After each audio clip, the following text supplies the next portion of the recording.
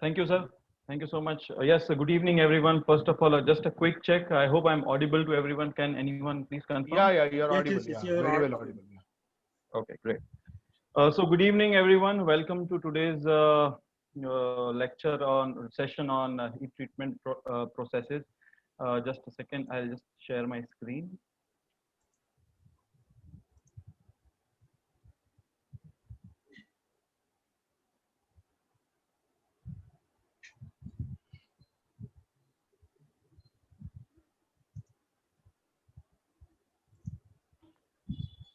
Yes, go ahead. Okay, so today the topic today that we are going to be discussing is will be heat treatment processes and equipments. Basically, this is not going to be a in detail, in depth particular. We'll not be going into nitty gritties of each and every process, but it will be kind of a refresher training. More or less, each one of us are directly or indirectly connected to heat treatment process, and specifically, we won't be connected with all the processes in general. So idea is to give a brief refresher to all those who are already known to this, and to all those who are new to this subject. It's a beginner's kind of a training, beginner's kind of a session. So first of all, I would request everyone to be on mute. If you have any other questions, you can put them on the chat box. We'll try, since we have very less time, we'll try to answer most of them by at the end of the end of this session. And so first of all, let us now begin. First of all, what is the reason that we do heat treatment? Basically, what is heat treatment? Heat treatment is nothing but it is the controlled heating and cooling of the metals to alter its physical and mechanical properties without changing its shape or its dimensions. So the next thing is, why do we need to do heat treatment? Basically, heat treatment is done to change a material's mechanical properties, which also aids in other manufacturing processes. Now it relieves internal stresses, makes the parts easier to weld, easier to machine. It increases the strength, makes the material more ductile, more flexible depending on the application. It introduces wear resistant characteristics. Increases, it can either just on the surface or right throughout the part. It improves the brittleness. It sometimes improves the ductile, depending on the what process you select. It can improve the electrical and magnetic properties of the metals as well. So this is the basic reason why we carry out heat treatment. It is such a huge, costly process that industries carry out, but that is the main reason why we carry out. So today we'll try to cover the general heat treatment processes that are there in the industry, in the automotive industry specifically, wherein we will try to touch upon carburizing, carbonitriding, annealing, normalizing, and hardening, and all those kinds of process. So first of all, to begin with, we'll start with carburizing first. And basically, carburizing is a heat treatment process that produces a surface which is resistant to wear, while it also maintains the toughness and strength at the core. So the parts that require increased wear resistance are the excellent candidates for carburizing. Now, carburizing increases strength, wear resistance by, we all know it's done by diffusing the carbon into the surface of the steel. So this creates a very hard case, uh, while it also maintains a substantially less hardness in the core. So basically, carburizing is done by heating the components in either a pit furnace or a sealed atmosphere furnace, and introduce in with carburizing gases at an elevated temperature. So carburizing allows for accurate control of both the process temperature as well as the carburizing atmosphere, which we also know as carbon potential, which we maintain inside the furnace. So this is basically a simple process graph of carburizing, wherein we do pre-washing, preheating, heating, carburizing, hardening, so quenching, post-washing, tempering. These are the steps that we follow in carburizing. So carburizing is basically a time temperature process. The carburizing atmosphere is introduced into the furnace of the required for the required period of time to ensure that we get the correct case depth. Now, carburizing is carried out at a temperature which is above the upper critical temperature of the steel, so that the quenching and tempering to develop the hardness in the case and core is done. So, after carburizing, the parts are either slow cooled for later hardening, or they are quenched and tempered immediately, or they are directly quenched into oil or any other quenchant and then tempered. So since there are certain microstructural changes that go, that is when we do carburizing and then we do quenching from austenites, we convert the from austenite paste, we directly go to martensitic paste. So these microstructural changes associated with the hardening and the carburizing process, there is a tendency of some change in the size, which we also know as distortion, and that can be expected. So basically, the main important factors that are the main important factors in carburizing are the time, the temperature, the carbon potential, alloy content in the steel, carbon mass transfer coefficient, circulation of carburizing gases. So the carburizing atmosphere, basically it contains the atmosphere inside the furnace is carbon monoxide, carbon dioxide, H2, H2O, nitrogen, natural gas, and at the hot steel surface, at a temperature above the upper critical temperature, the carbon monoxide decomposes as per this equation, that two molecules of CO, when reacts with Fe at an elevated temperature, it forms free carbon atoms plus CO2 plus Fe. So this CO2 again reacts with the enriching hydrocarbon gas, which we generally take it as LPG, which is introduced in the furnace as an enrichment gas to form CO again. So this CO again reacts with the hydrocarbon atmosphere and forms another CO, and this reaction continues, and we get continuously, we get free carbon atoms that get deposited on the surface of the steel, and then it penetrates deeper, giving us the desired case depth. So this is basically the now the next question is, how do we decide that what cycles do we keep for what is the time that we decide for how long do we keep, what is the carbon potential that we maintain inside the furnace. So, so mainly it is done, there is a thumb rule, it's by Harris equation.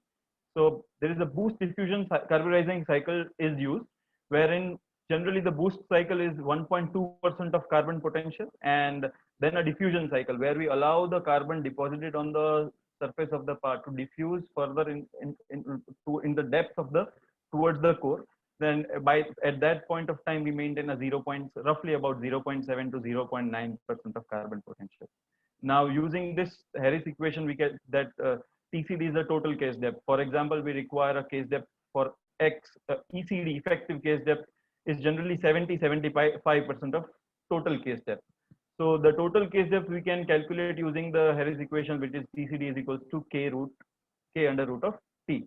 So when we use this equation, we'll be able to get the theoretical values of what should be our cycle times and at what temperature we should be doing our carburizing.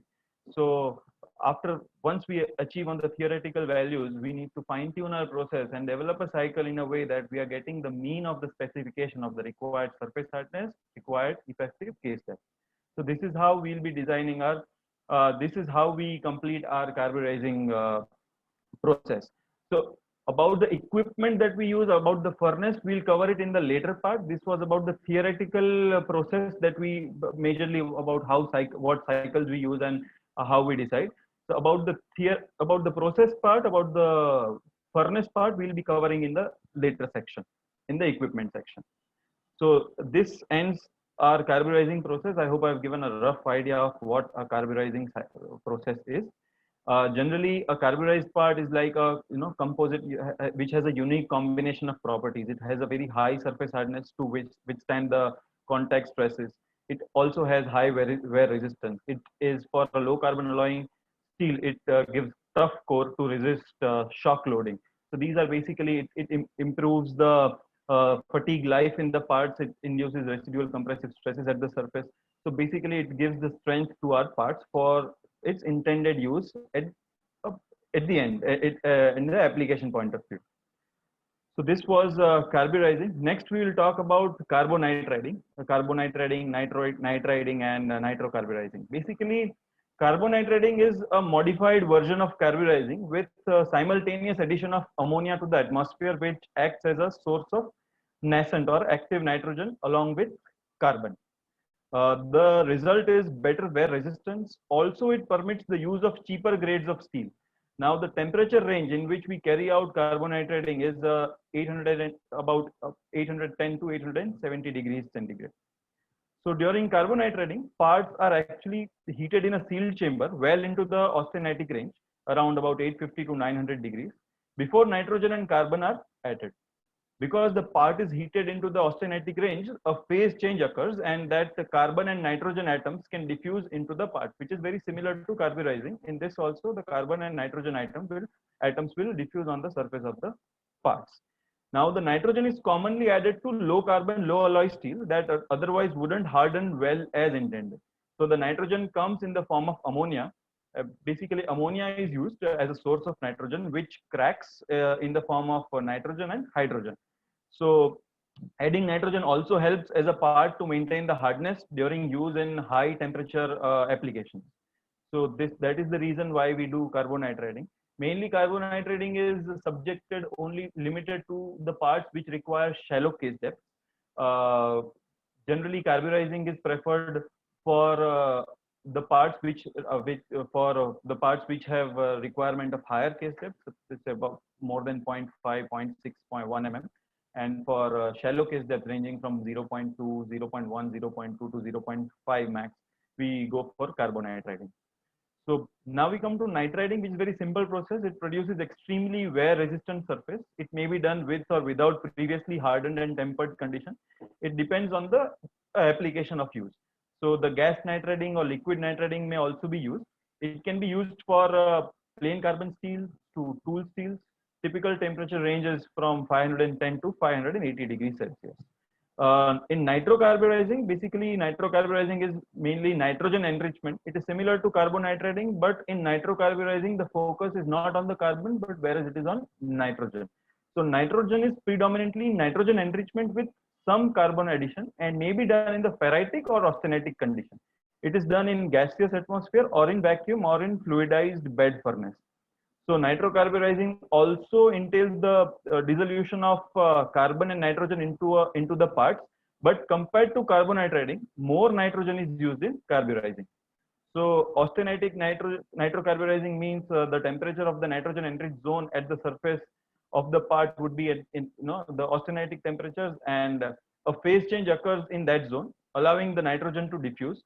So in ferritic nitrocarburizing, it is conducted at a lower temperature where no phase change occurs. So case depths as a result of nitrocarburizing are typically more shallow compared to carbonitriding. So carbonitriding also decreases the potential for corrosion in parts, and it also enhances the appearance of our parts. So this was about carbonitriding, nitriding, and nitrocarburizing. The next process that we are going to see is hardening. Basically, hardening is hardening or through hardening. We can term it as through hardening or straight hardening. It is a process of recrystallizing the steel component and cooling it rapidly to bring about the martensitic transformation. It can be a supplementary process for some carburized components or primary process for medium carbon steels and high carbon steels. Austenitizing temperature and quenching are most important control factors for hardening. Basically, in hardening, the parts which already have the carbon in the base metal need not be carburized. Say for example, medium carbon steels or high carbon steels. For those parts, we follow hardening, whereas the parts which are already carburized, say we are carburizing and not quenching them, we are just case carburizing them and quenching them later, say in press quenching or in plug quenching. Even those parts are done hardening. So that is basically the application of hardening.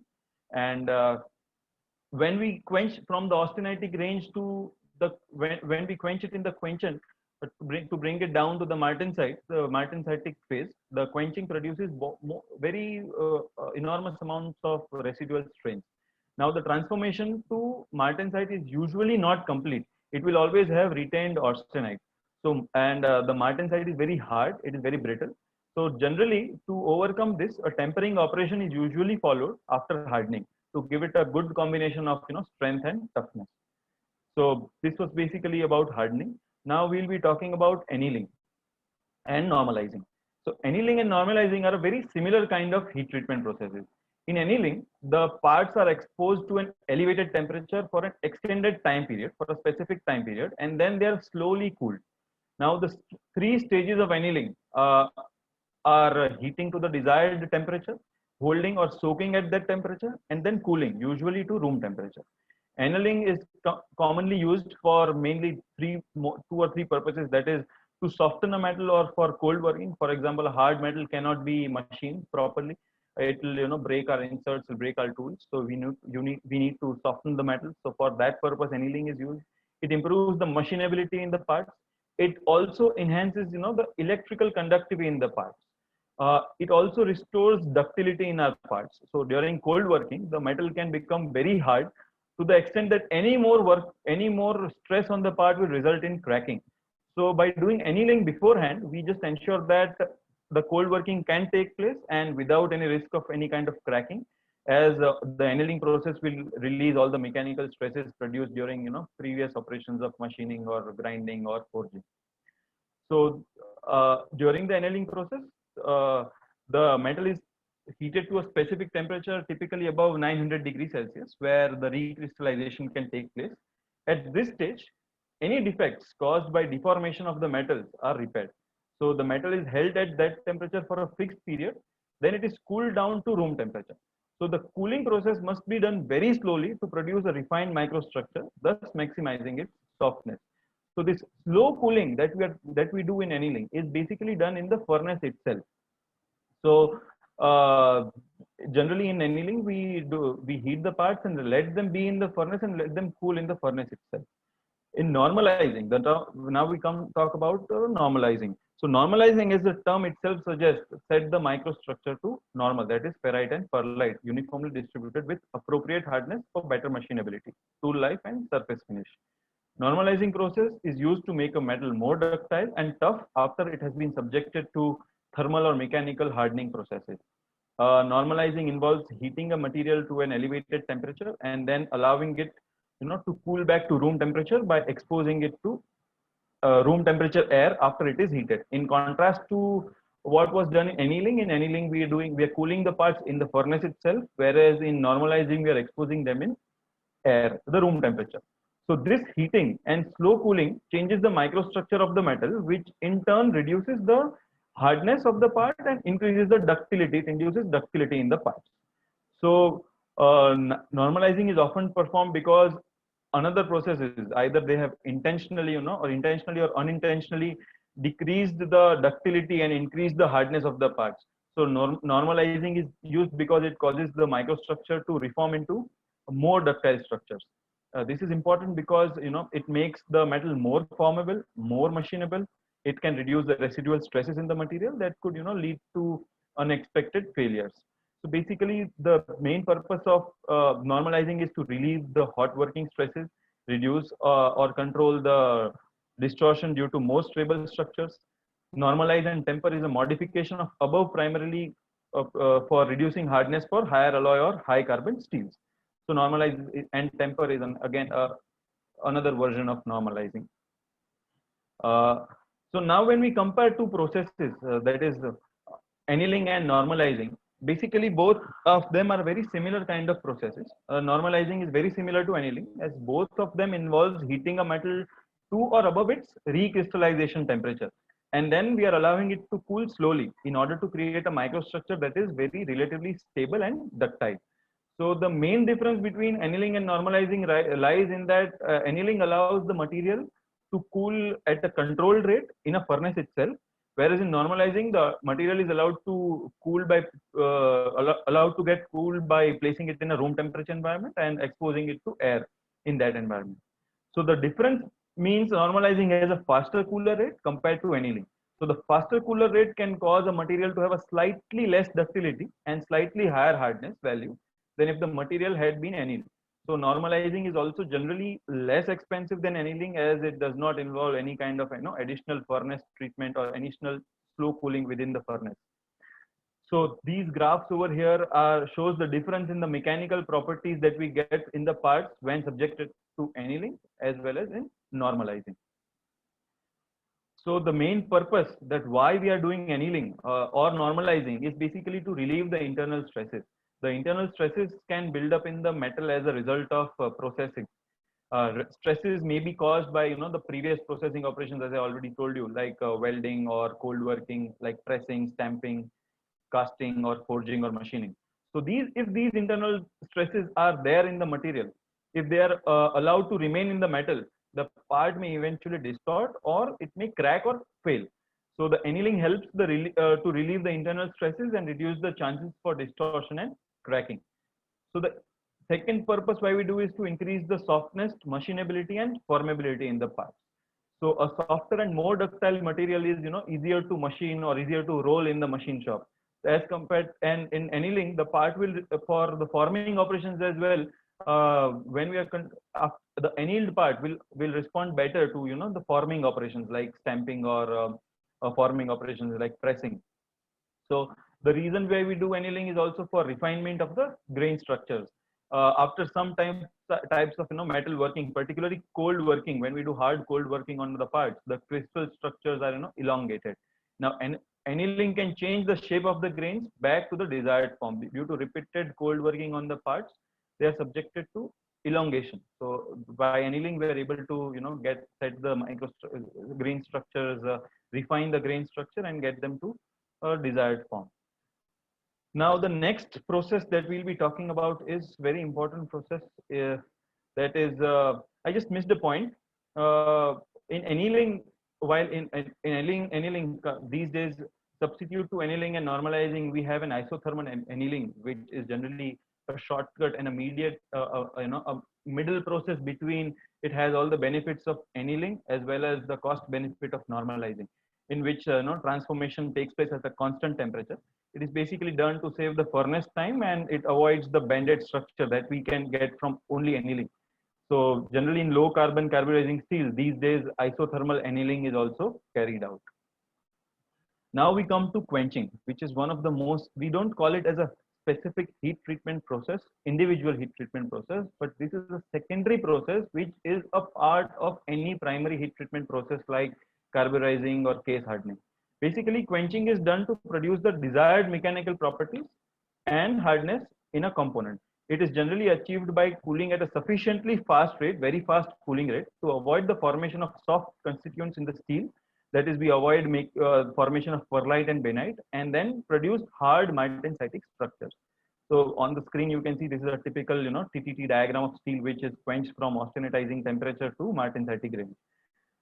When a piece of, this is all theory, I know it's a little bit theoretical, but that is it. When a piece of steel is quenched, the surface cools more rapidly than the center.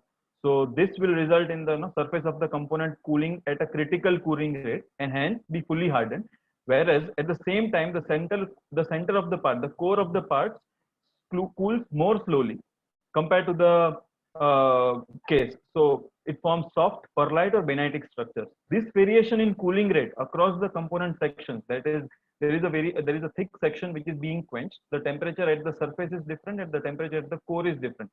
So subsequently, the cooling rate at the case is different, and the cooling rate at the core is different. And this variation in the cooling rate across the sections of the component has important implications regarding distortions.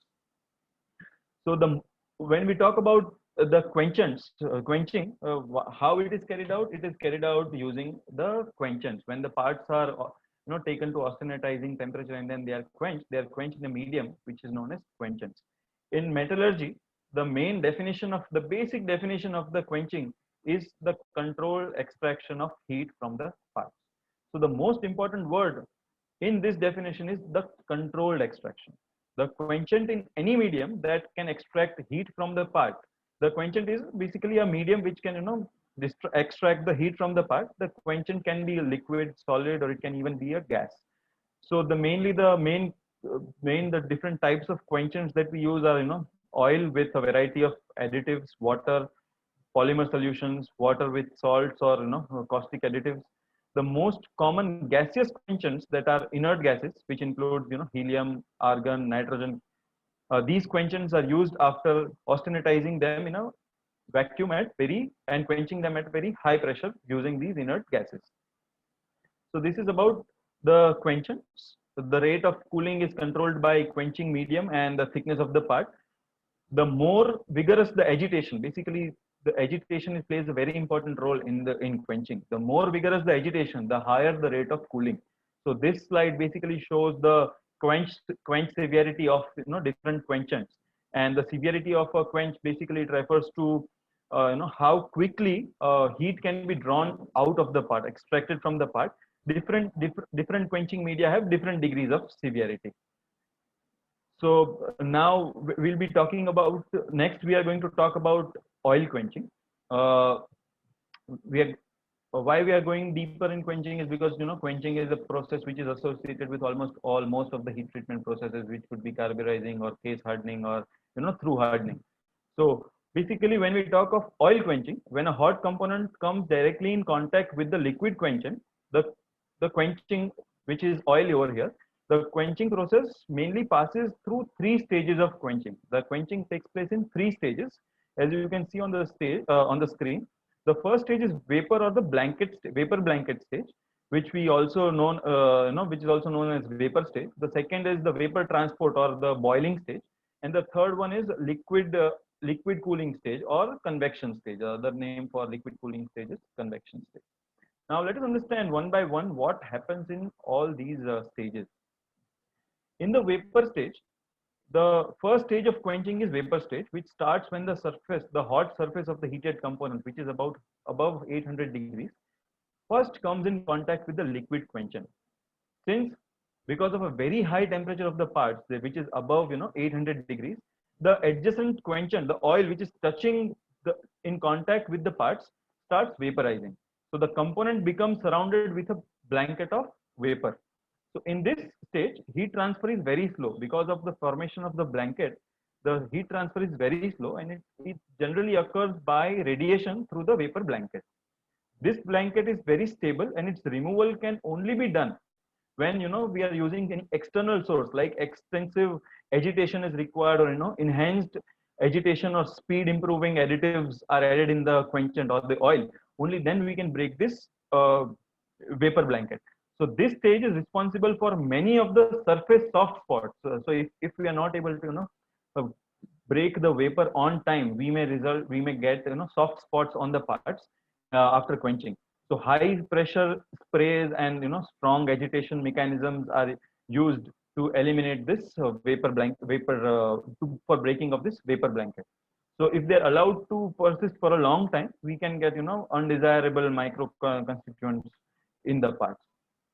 The next stage of quenching is the boiling stage, which is very important stage. The second stage is the boiling stage. In this, the vapor stage starts to collapse. The because of the agitation, now the vapor that was formed, and there is a continuous flow of the quenching oil which is coming. So it results in the collapse of the vapor blanket, and all the liquid is in contact with the component surface, and it directly erupts into boiling bubbles.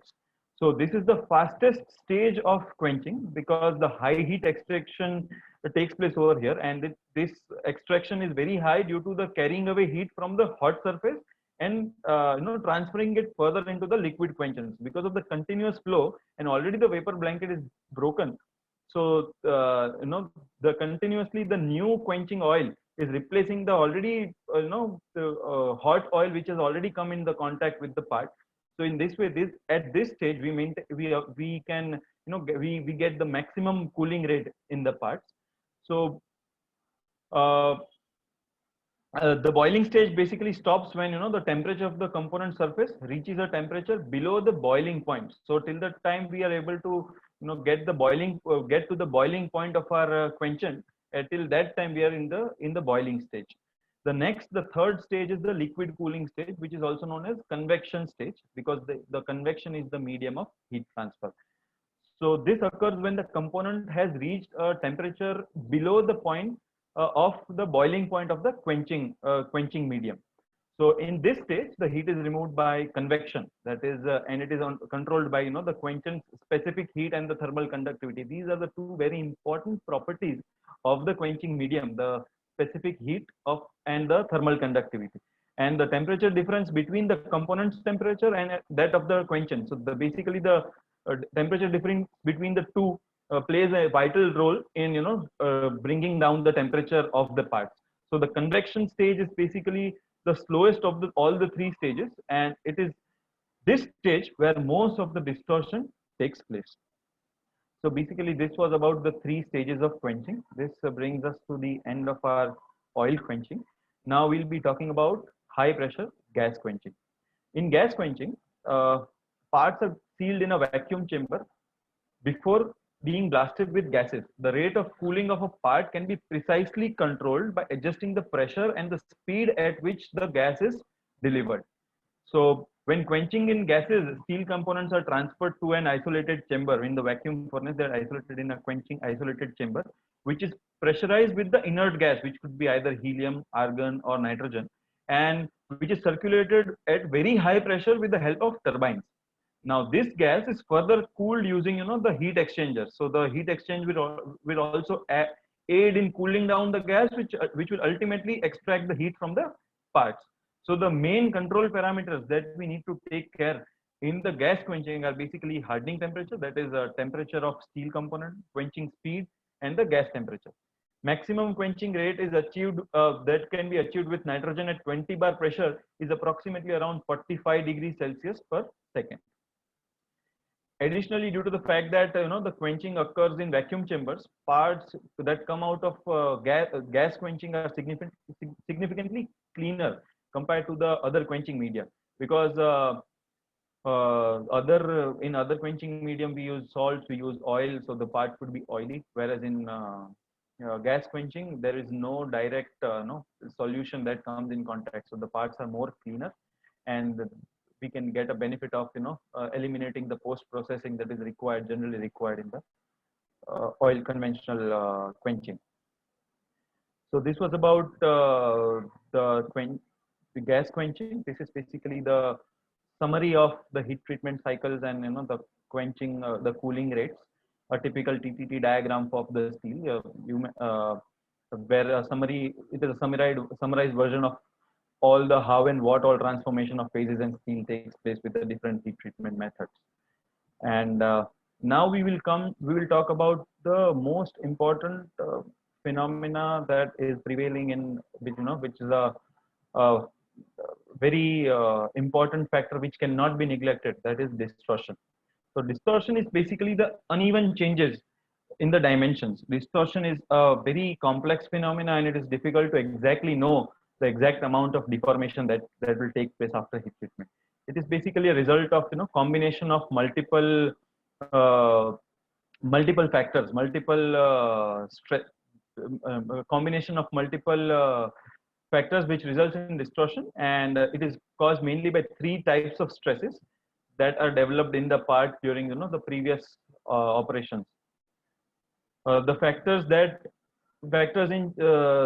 control distortion, that results in distortion, are the release of previous stresses, the thermal stresses due to uneven cooling for different section of a component, as I already told in the quenching section, the transformational stresses at different sections in the component, the differential stress levels in the core and the case, the temperature difference across a part, across the cross section of the part, the gradient between the temperature at the case and the temperature at the core results in differential stress levels in both the sections, so that results in distortion.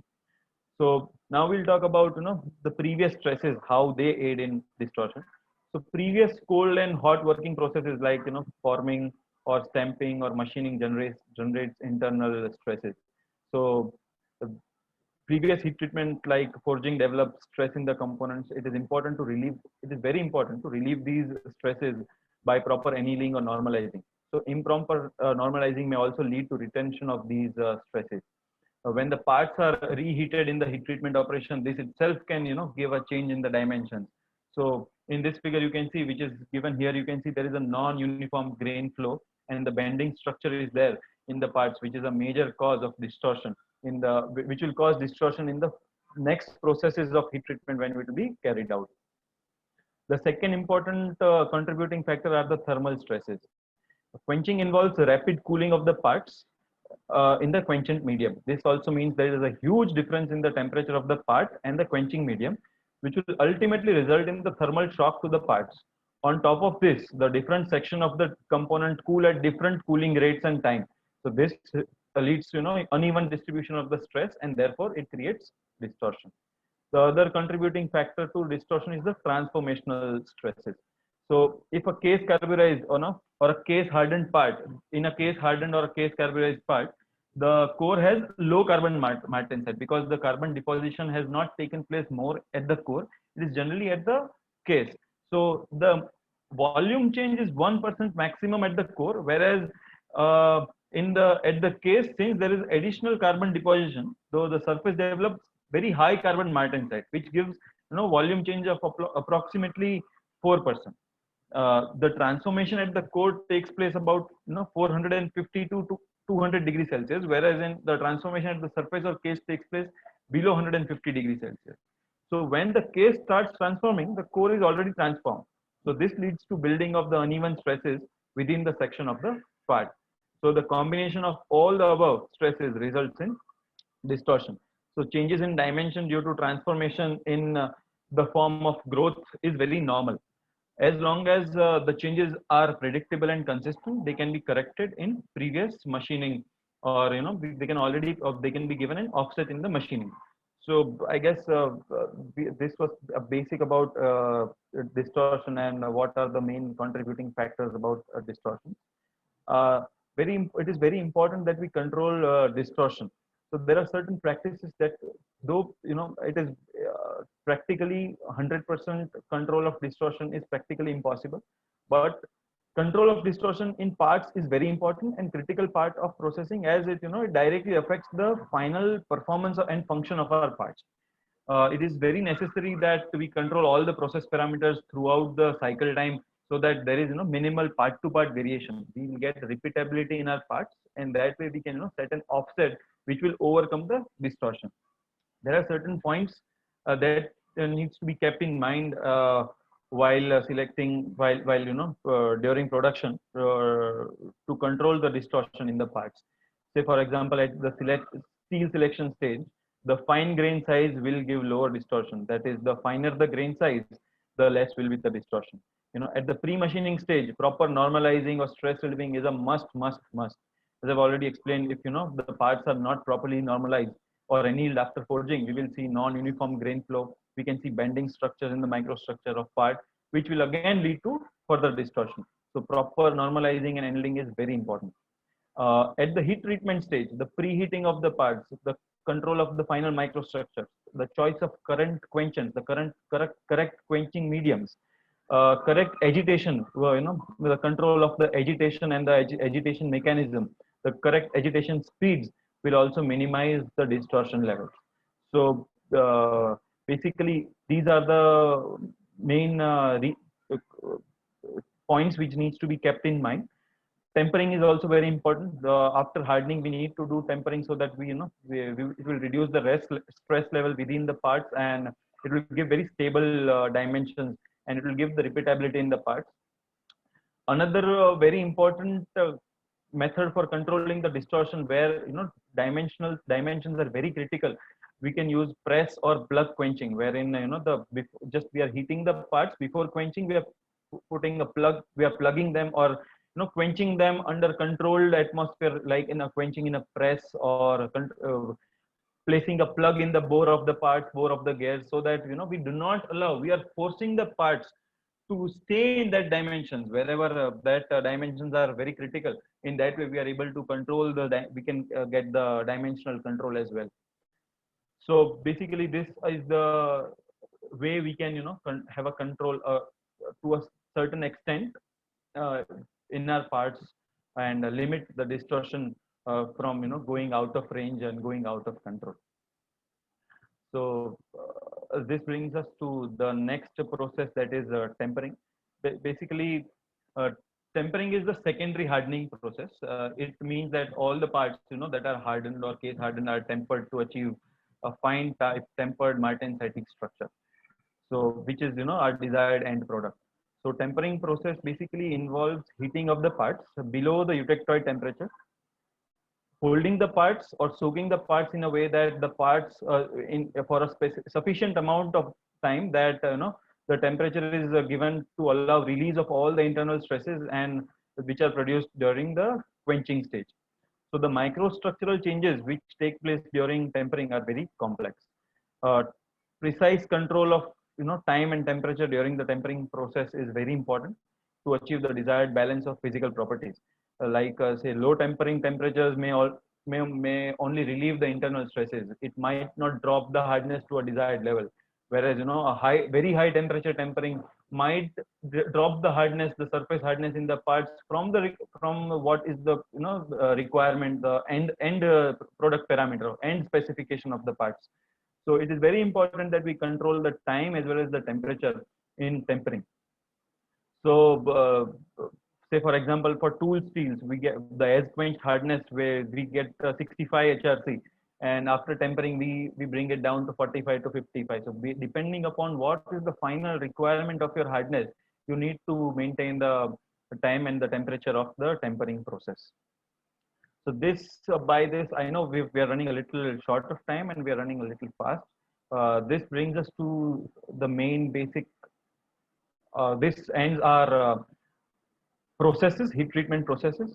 Now we'll be going through the general equipments that are used in the industry to carry out all of these heat treatment processes. So now first we are going to be talking about the RX gas generator. Before that, we'll be talking about the endothermic atmosphere, or the RX gas atmosphere that we maintain in the part. So if maintain in the furnace. Firstly, let us understand why carburizing atmosphere is required in the furnace. The protective gas, or the endothermic gas, is basically a mixture of carbon monoxide, hydrogen, and nitrogen. Now, carbon monoxide and hydrogen are chemical reactive with parts, and it leads to improved surface characteristics to support processes like carburizing or hardening. The main function of a protective furnace atmosphere is to prevent the unwanted hydrogen embrittlement, soot formation, any oxidation, and decarburization of the material. In carburizing, the material is loaded at an elevated temperature up to 900, 950, 940 degrees Celsius. So at this elevated temperatures, what happens is that the material needs to be protected from oxygen, because at this temperature, the iron in the steel, the Fe, is having very high affinity to react with the oxygen. So, and it will form FeO, that is iron oxide, which is very undesirable in the part. So we cannot allow the oxygen entry in the furnace. So because of this this oxidation, the material, it will deteriorate its mechanical properties and also reduce its fatigue life, and we cannot achieve our desired end product parameters that we require. So it is important to maintain. So to limit the entry of the oxygen, we need to maintain a pressure inside the furnace in a way that it is more than the atmospheric pressure which is outside the furnace, so that this will prevent the entry of the oxygen from outside the furnace to inside the furnace. Whereas for that, for this purpose, the endothermic gas is generally passed continuously in the furnace. Now this is the pictorial view of an endo gas generator. Now just a schematic diagram of a endo gas generator. This is the heating chamber that we see. A retort tube is placed in the center of the heating chamber, which with a temperature above 1020 degrees Celsius. So from the left, on the left, when you see the yellow and the blue, that are the flow meters. From the flow meters, PNG from one PNG and airs are passed. PNG and air is passed. Either PNG can be used or LPG can be used, depending on the calorific value, the amount of carbon present in the value. We have to set the ratio. Now for PNG, generally as a thumb rule, we set it as 1:2.75, and for LPG, the LPG to air ratio is set at 1:8, and it is passed through a reaction pump, that is a compressor pump. And then these, when air and PNG or air and LPG are mixed, they are passed through this reaction pump, and they are passed in the main chamber of the endothermic generator, heating chamber of the endothermic generator, which is held at a temperature above 1020 degrees Celsius. So in the retort, there is a presence of through this flow meter it will pass, and in the retort there is a presence of nickel cadmium catalyst. At that temperature, at a temperature above 1020 degrees Celsius, the cracking of this mixture takes place and the formation of endo gas takes place. So this endo gas which is having a very high temperature. Uh, a very high temperature endo gas is, is generated when it is passed through this retort, which is having a nickel cadmium catalyst. So then there is a cooling jacket, because we cannot pass the endo gas at a very high temperature, which is above at 1,000 degrees Celsius. We cannot pass that. So it is passed through a cooling jacket where it is cooled down to 350 degrees Celsius, and then that endothermic gas is supplied to all the furnaces where the atmosphere control is required. So this is how we pass the endogas to our furnaces. So this will these are the cracking reactions. What happens inside of the endothermic generator? When we are talking of PNG, PNG is nothing but methane, that is CH4. When we are supplying air, methane when reacts with oxygen, it forms CO, H2 and H2O. So basically this CO and H2 is what we want, and this is when in case of LPG, it is butane and propane. So see again, you can see from these reactions that this reacts with the oxygen, and then what it gives is carbon monoxide and a mixture of carbon monoxide, hydrogen and nitrogen, which is nothing but our endothermic gas. So basically the main composition of endothermic gas is 22% CO, 37% of hydrogen and 40% of nitrogen plus traces of H2. So now this CO, when we are going to pass it in our furnaces, this endothermic gas, when we pass in the furnaces, this carbon monoxide will react with the hydrogen. So it when it reacts with the hydrogen, it will form free carbon atoms, which are desired for our carburizing, which will ultimately deposit on the surface of the parts, and it will enhance in our carburizing or case hardening atmosphere. So next that we are going to talk about, next system that we talk about is the nitrogen. That is the carrier gas, the atmosphere control. When we are talking about, we will talk about the nitrogen and methanol system. This is a schematic view of the nitrogen methanol system. Here the liquid methanol and nitrogen are stored separately. Nitrogen gas can be obtained from either vaporization of the liquid nitrogen or directly by using nitrogen gas generator. The nitrogen at a 4 to 6 bar pressure acts as a carrier of liquid methanol, then which travels inside the furnace, whose temperature is mainly above 800 850 degrees Celsius, where the free cracking of this methanol takes place. Now the carburizing atmosphere is a mixture of nitrogen and methanol that is introduced direct. I'm sorry for switching to the sides. A carburizing atmosphere is a mixture of nitrogen and methanol, and it is directly induced in the furnace. When it enters the furnace, methanol separates to form carbon monoxide and hydrogen, like CH3OH, which gives carbon monoxide and hydrogen. So basically, what is similar to our endothermic gas, similar to that in nitrogen methanol system, the CH3OH cracks to carbon monoxide and hydrogen. Now, the complete cracking of methanol, one thing which we need to make sure that the complete cracking of methanol into carbon monoxide takes place only above 800 degrees. So methanol should never be introduced into the furnace at the lower temperatures. It is very risky. It is explosive. If cracking occurs at very low temperature, it can explode. It can also give soot formation in the on the parts inside the furnace. So generally, a 40% nitrogen and 60% methanol is used, and that combination gives the results which are similar to the results that we get using the endogas atmosphere. The next we are going to talk about the sealed quench furnace. The sealed quench furnace are used for carburizing, case hardening, and whatnot. It is individual furnace.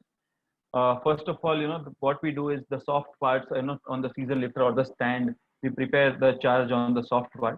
When the entire charge is prepared, which ranges depending on the capacity of the charge, they are washed. Pre-washing is carried out. When we do the pre-washing, the parts are washed to remove any unwanted oil or contamination that could come as a result of previous machining operations.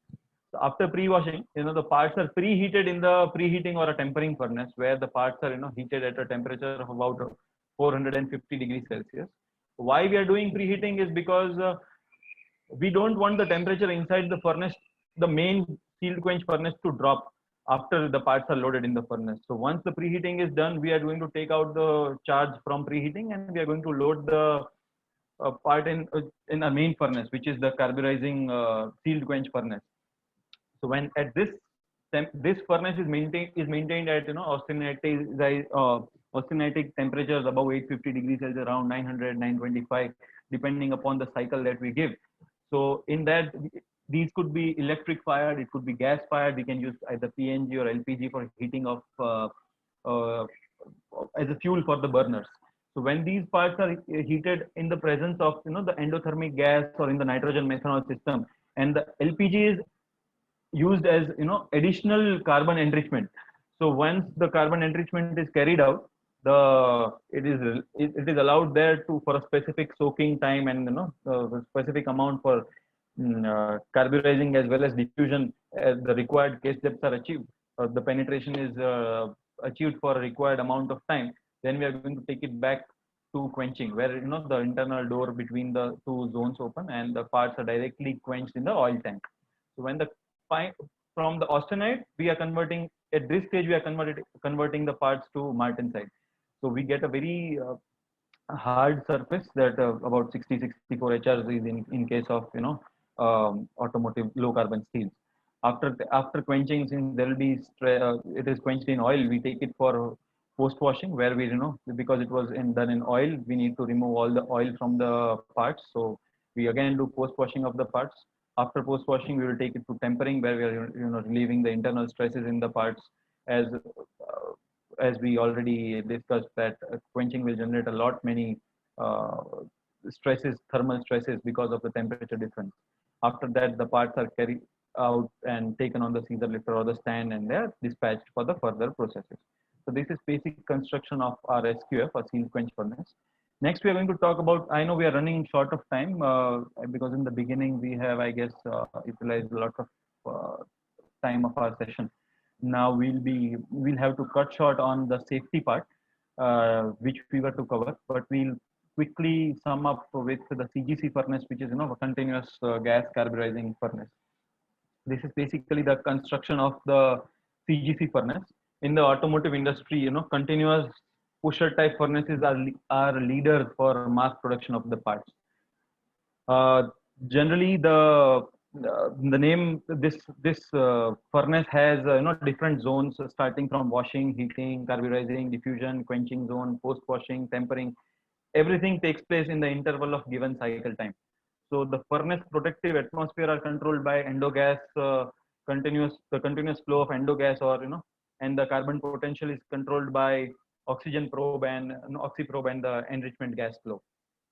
The carburizing temperature in the furnace is controlled by the flow by the burners, which could be either electric fired by as a use of PNG, LPG, diesel fired, or electric fired. So that could be the source of heat, and it can be controlled precisely using the thermocouples, which would be inserted in all the zones. So these are the main segments of the continuous gas carburizing. The basic purpose of the CGC furnace as well as sealed quench furnace is very similar, but the construction is different. The process is a little bit different. Next, we move on to the most important and um, uh, now we will be talking about the utilities that are used in the furnaces. That is LPG, which is used as a source of fuel, as a source of carbon enrichment. We use PNG, pipe natural gas. We use nitrogen gas as a protective gas. Uh, we also use ammonia gas in carbonitriding. Cooling water is used, to cool the jackets, to cool the mountings, the bearings, the fan bearings in the furnace. We also need a power backup system, because this is not kind of a machine shop where if there is any failure, we can only one part is getting rejected. At one point of time, a furnace may have about 5 tons of material, which could be about 1,000 sets of material inside the furnace, which we can, which can go to a toss if there is no if control in the temperatures and the carbon potential. So for that, a power backup system is very important for any heat treatment equipment. So now next we are going to discuss about the most important furnace in today's time, that is vacuum furnace. Now, the vacuum furnace calls for an upgraded technology which can produce components which with better quality, high performance quality, and high fatigue life. Vacuum carburizing generally offers very high consistency in the parts, low contamination, very fast cycle times, low distortions, better fatigue life, and these are the basic advantages of the vacuum furnace. It's basically a multi-chamber furnace with a cell type which has got individual cells which can have a capacity of from 400 500 kgs to a 1 ton per cell. It has a very clean and high pressure gas quenching facility which could be nitrogen or argon or helium. It has got an intelligent HMI, with very precise real-time monitoring, alarm recording, all the history access. It is very green, clean process with low heat loss and very low byproduct emission. It is a very safe equipment with no open flame. So in the next, I'm not playing this video because we're running very short of time. I'll only explain that in the vacuum furnace we are maintaining the temp. We are maintaining the pressure inside the furnace is vacuum. It is 11 millibar. When we talk of 11 millibar, we can compare that standard atmospheric pressure is about 1000 millibars. The pressure inside the furnace is 11 millibars. So the absence of air or any other gases inside that furnace, it prevents oxidation, which is the biggest benefit of the vacuum furnace. It also prevents any kind of heat loss from the product through convection because it removes all the source of contamination. It is all computer controlled. It generally for carbon enrichment, acetylene gas is used as a source of enrichment of carbon, which is used in the hot zone, in the hot cells where the basic carburizing is carried out. And uh, generally it is introduced at a temperature above 870 degrees. This gas separates its constituent elements, that is acetylene is nothing but C2H2, which forms two carbon and hydrogen, which ultimately deposits on the surface and we get carburizing. So once the parts are properly carburized, the metal is quenched using very high pressure nitrogen or high pressure argon gas at a pressure about 20 bar, 20-25 bar gas quenching pressures are used with the help of turbines. The gas is flown in the quenching cell and all the heat is extracted, and in that way we are able to get the required this is a basic simple cycle of a heat vacuum carburizing cycle. When we compare the vacuum carburizing with the conventional heat treatment in the photograph, you can see we get very uniform microstructure, very uniform case depth on the teeth, at the root of the teeth, as well as the PCD of the teeth, as well as the tip of the teeth, as compared to a continuous furnace or a conventional furnace. It has got very high production rates. It can range from 300 kg per hour against 200 kg or 100 kgs from our continuous gas furnaces. The delivery or the startup time are very less. It has got very 4 times faster delivery due to very less throughput time. We can, because of very less throughput time, we can save on the inventory carrying costs. It also gives the fatigue life improvement by 70%. 1.5 lakh cycles to 2.6 lakh cycles as compared to CGC due to the absence of the IGOs, because since we don't have any kind of oxidation, intergranular oxidation taking place. We also get better performance due to very less distortion. The degradation in the, when we talk of the Gare parameters, the DIN class degradation is hardly by 1 to 2 in vacuum, whereas in the conventional furnaces we see it about 3 to 4 and sometimes even 5. Very less emissions. It is a very clean process.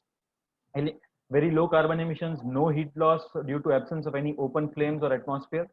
Elimination of hazardous processes like shot blasting, air blowing, nothing is required. So we can also save on the post-processing cost from vacuum carburizing. So basically now we were supposed to discuss more about shot blasting and shot peening, but I guess we are running very short of time. We should take it up some other time. We have just missed out on shot blasting and shot peening and press quenching. These are the three that we have missed out, and what we have missed out is the safety, general safe practices in heat treatment. But any which ways, I hope I've tried to move a little faster. And with that, I would like to, on that note, I would also like to thank each one of you for being very patient, for being a very patient audience. I hope you would, I have not seen the chat box yet, but I guess you would have thrown in a lot of questions regarding the same. We'll try and answer as many of them. Uh, Over to you, Rege sir. Thank you so much, everyone.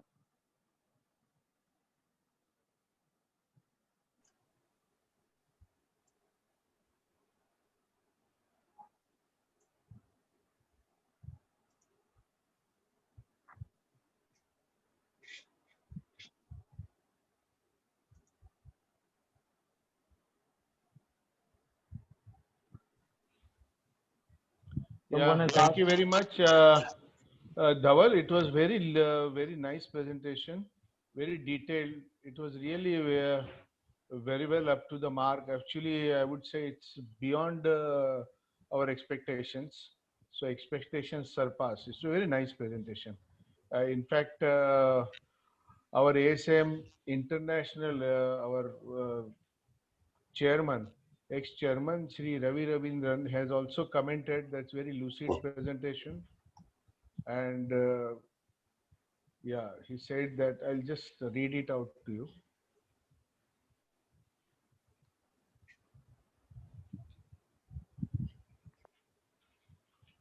Yeah, very lucid and succinct presentation, good depth for practical applications with due understanding, very useful for ASMEers.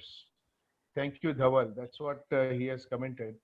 Really, it was very nice, very though it was in a short time, but you could make your point. And we our discussion took a bit longer, where we could give cut down on your time. Right. We encroached upon your time, but it was very nice, very lucid. Of course, a lot of people have talked about it. Mhm. Yeah, and we also clocked 109 this time. So thanks to you, Dhaval.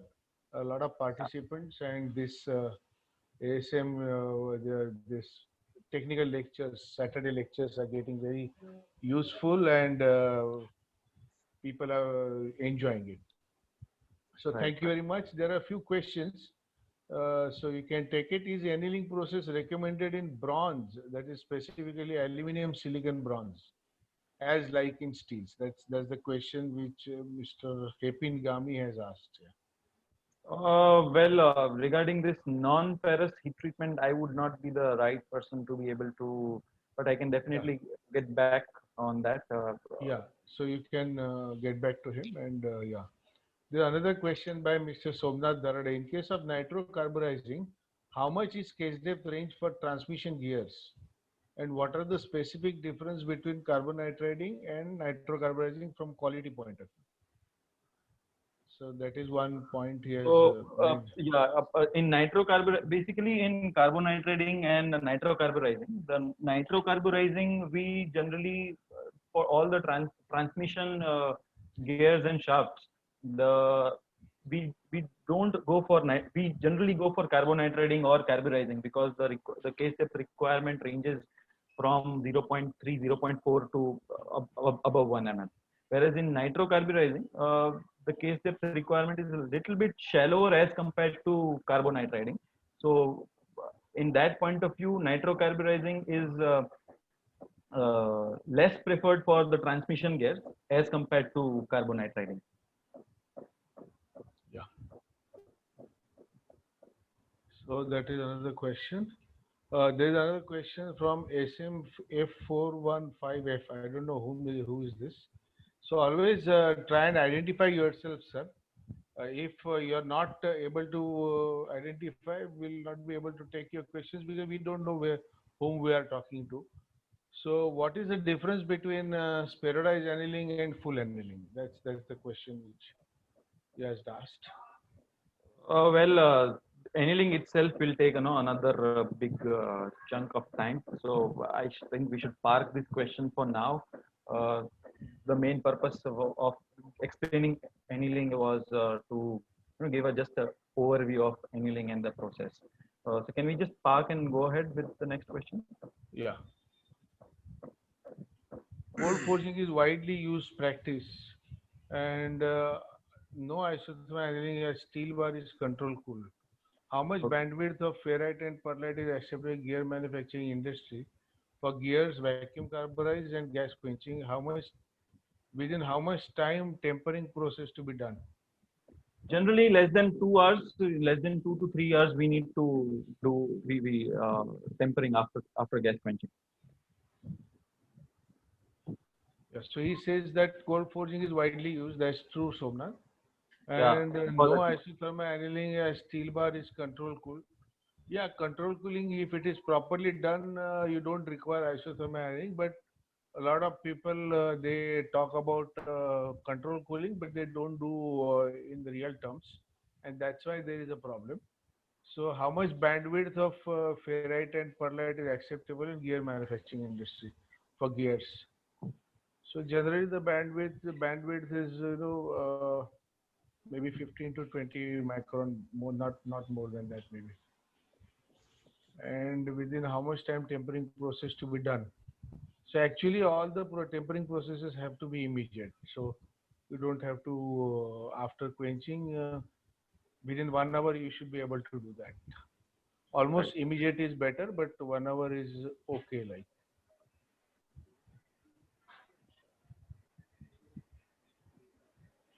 yeah, please. Yeah, vacuum carbon up to 1100 degrees centigrade. Yes, is any industry doing this? This is mainly done in tool steels. Yes. And 1100 degrees centigrade, yes, there's that furniture. That's the fixtures are different and very high. Not only nickel, the fixtures are all these carbon composites. So they do it at 1100 degrees centigrade. And yeah, we have Sir, seen that. sorry to interrupt. Actually, in your presentation, it is mentioned vacuum carburizing is done Okay, because okay, the okay. hardening is done. I know that, sir. Yeah, yeah, But it's hard. vacuum Okay. carburizing is mentioned in his presentation. That's why I asked this question. Yeah, they do it at 980 max. Yeah, Some people do 9 to 1050, 20 also now, but yeah, 1100. So I'm surprised to heard that. yeah. So that's the Could reason be. I Yeah. asked. So, what is the mechanism of formation of trustite in hardening process?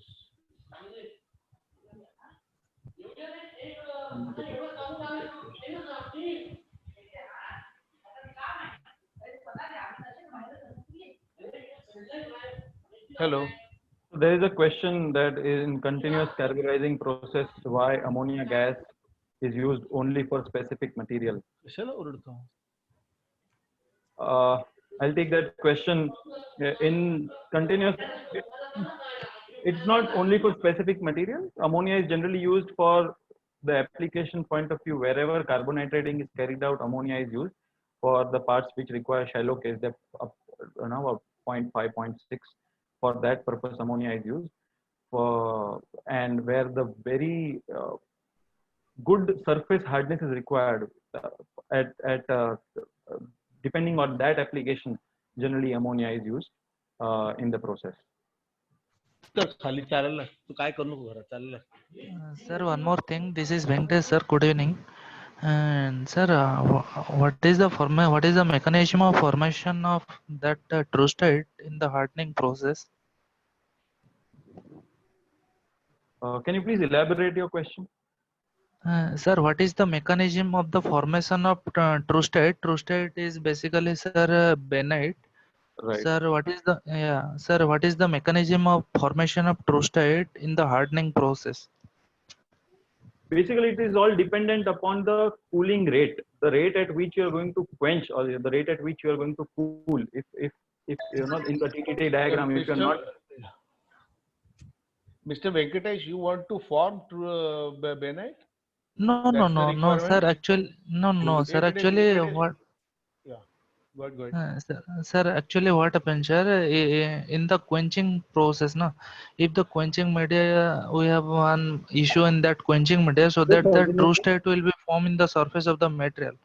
Sir, if the true state will be formed, no, sir, the hardness will be little bit down. Sir, I know what is the mechanism of the formation of true state. Okay. Can you please explain, sir? What is the mechanism? Basically, it is about the cooling rate. Mr. Venkatesh, this is Nikhil here. Yes. Just to answer your question, if you are referring to the NMTP version, that is when you have Right. surface, there is formation of intergranular oxides and there is alloy depletion in that region, the hardenability of that particular skin of the component goes very down. So it is not able to form martensite even when it comes directly in the quenching media, which is why it leads to formation of non-martensitic transformation products, which may be bainite, perlite, trustite. Okay. Alloy depletion is the reason for formation of this NMTP region, or what you can say surface trustite, surface Okay, bainite, right. or there are various names for it. Yeah. Get it. Hello, good evening. Okay, thank you. Myself, Sanjay talking. I want also to add in this question. Actually, what happens in that when you are doing carburizing, if the carbon pickup is not happened during the carburizing process, and when another answer is when during quenching, if the quench severity was not good and parts is not properly quenched, agitation severity was not good, then heat extraction was not being proper, and in that case, the chances of bainite comes in the picture.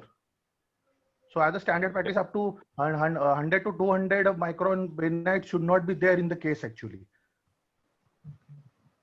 So you should, I think you should please check the quench severity as well as carburizing potential, which you are using for your process. Yes. Okay, so thank you very much all and all the participants, and thank you very much Dhaval for your nice lucid presentation. Thanks Nikhil, thanks Somnath, and thanks Sanjay. I mean, Thank you. Sandeep, I'll take 1 minute. yeah, go Sandeep, ahead. I'll take 1 minute. Please go ahead. I want to congratulate Mr. and Mohan Kumar. They have expressed their desire to join the ASM International India chapter. So I congratulate them on behalf of ASM International Mr. and Mohan looking Kumar. forward to welcome Mr. Mohan Kumar. Hello. So Mr. Vivek will be in touch with you. Yeah. Okay. So nice. Sir, one They more have- thing, sir. Sir, if we can get that the videos, no, recording videos, sir, what is the procedure of this, sir? Please may get yourself members first, so that we will give you whatever you want. Sir. Because Okay, sir, okay. nothing is. We have to also want to do something for the industry, right? So we are Okay. also trying to do something for the industry. So ASM also wants to grow in India, and that will be, of course, with your help only. So I Sure, would sir, suggest that if you could do, you could be a member. So we'll be able to help you definitely. Sure, Like today, I think there are two people have desired to be a members. Also, there is one Mr. Somnath who has desired to be a member. I think last time Mahindra Takzure had, desired to be a member of ASM. So we will do that. We'll oblige you with that. Definitely, we will work it out. Thank you very much. Thank you very much. Good night to all. And thanks, Dhaval, once again for your nice presentation. Thank you. Thanks all Good the night, everyone. participants. Yeah, thank you. Thank you all. Good night.